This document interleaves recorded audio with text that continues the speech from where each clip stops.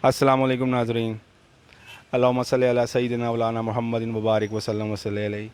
नाज़रीन, मैं आपका होस्ट डेली पाकिस्तान न्यूज़ से एक बार फिर आपकी खिदमत में हाज़िर हूँ। मैं आज सदर कैंट के एक बाज़ार में हूँ, जहाँ पे ने यहाँ पे देखा है बहुत सारी चीज़ों को। तो यहाँ पर एक दुकानदार के पास हम आए हैं, उनसे हम कारोबार के जो इस टाइम रिसेंटली हमारे बड़े हालात जो चल रहे हैं उसके बारे में हमने कुछ डिस्कस करनी है कि मार्केट की इस टाइम क्या पोजीशन है और मार्केट में लोगों का इस टाइम क्या है, कि लोगों के अंदर क़ुव्वत ख़रीद है कि नहीं है। क्योंकि मार्केट्स की जो आपकी सिचुएशन है वो आपको ये चीज़ ज़ाहिर करती है कि इस टाइम पाकिस्तान की इकोनॉमी कहाँ खड़ी है। जब तक ये चीज़ें नहीं पता लगती, हम लोगों को इस चीज़ का नहीं पता लगता कि इस टाइम लोगों के क्या हाल हैं और लोग किन क्राइसिस का फेस कर रहे हैं। आइए हम बात करते हैं वसीम साहब से, जो कि इस दुकान को काफ़ी टाइम से चला रहे हैं, और उनसे हम ये पूछते हैं कि जो साल गुजरे हैं और जो रिसेंटली जो साल है इसमें क्या फ़र्क उन्होंने पाया। अस्सलाम वालेकुम वसीम साहब। वालेकुम अस्सलाम।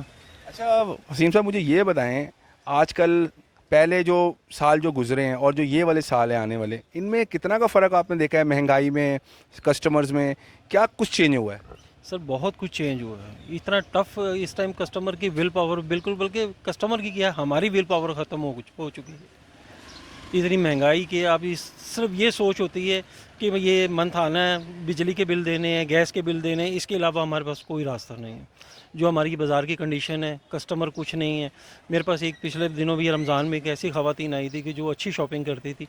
अब वो मुझसे आकर पर्सनल होकर बात कर रही है, कहती कि भाई मुझे ज़कात दे दें। तो मैं रोना आ गया। तो मैं कहता हूँ कि आप तो बड़ी बड़ी अच्छी शॉपिंग करते थे, ये क्या वजह है?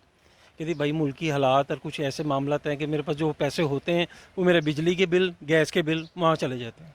तो मैं बच्चों को पढ़ा लूँ या बच्चों की शॉपिंग कर लूँ या ईद कर लूँ, क्या करूँ?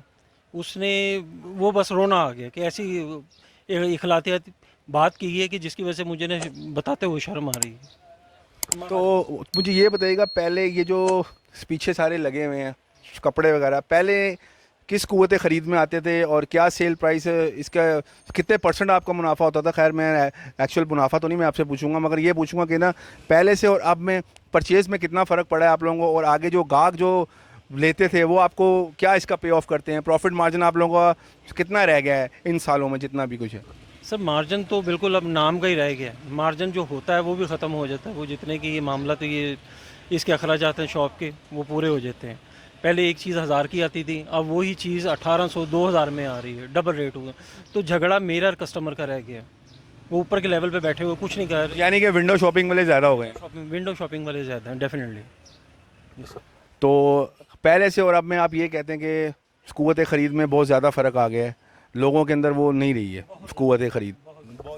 बहुत ज़्यादा कम हो चुकी है। अब आप सिर्फ हमारे 2 दिन काम के लगे हैं, आखिरी 28वें 29वें रोज़े काम हुआ, इसके अलावा कुछ नहीं। अभी यानी कि ईद के बाद से अभी तक कोई इतना ख़ास? नहीं नहीं, कोई रिस्पॉन्स नहीं है।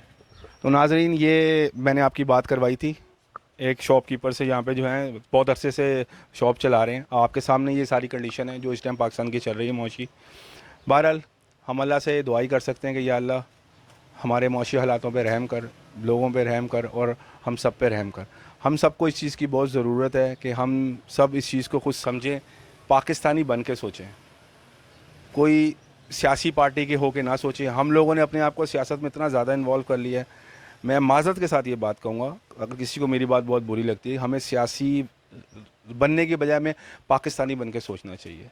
पाकिस्तानी बन के हमें एक दूसरे का एहसास करना चाहिए, एक दूसरे का ख्याल करना चाहिए, ना कि हमें ये करना चाहिए कि यार उसकी जेब में पैसे हैं तो यार वो हमसे ज़्यादा पैसे हैं तो यार चलो यार इसकी जेब से हम पैसे कैसे निकलवाएं।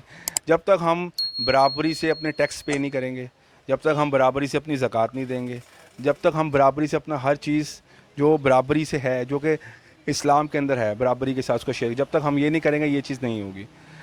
दुआ करता हूँ कि अल्लाह ताला हम सब के हक़ में बेहतर करे। अस्सलाम वालेकुम रहमतुल्लाहि व बरकातहू। पाकिस्तान ज़िंदाबाद।